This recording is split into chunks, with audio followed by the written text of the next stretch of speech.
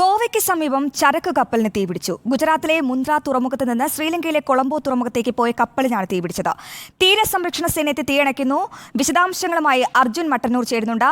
അർജുൻ, ഇപ്പോൾ ചരക്ക് കപ്പലിന് തീപിടിച്ചിരിക്കുകയാണ്. രക്ഷാപ്രവർത്തനം എങ്ങനെ പുരോഗമിക്കുന്നു? എപ്പോഴായിരുന്നു സംഭവം? ഈ ചരക്ക് കപ്പലിൽ മറ്റാരെങ്കിലും ഉണ്ടായിരുന്നോ?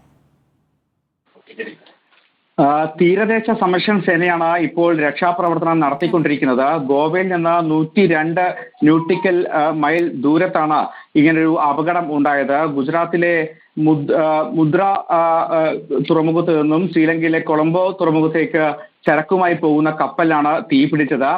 ഉടൻ തന്നെ ഈ തീരദേശ രക്ഷാസേന രക്ഷാപ്രവർത്തനം ആരംഭിച്ചിരുന്നു.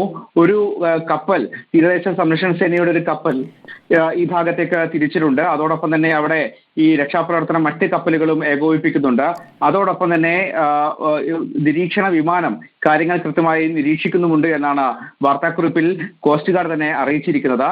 എന്തായാലും ഈ കപ്പലിന്റെ മുൻഭാഗത്താണ് തീപിടിച്ചത് എന്നാണ് ഈ വാർത്താക്കുറിപ്പിൽ ഉള്ളത്. ശരി, തീരസംരക്ഷണ സേന എത്തിയപ്പോൾ തീയണയ്ക്കാനുള്ള ശ്രമങ്ങൾ തുടരുകയാണ്. അർജുൻ മട്ടന്നൂരാണ് വിശദാംശങ്ങൾ നൽകിയത്.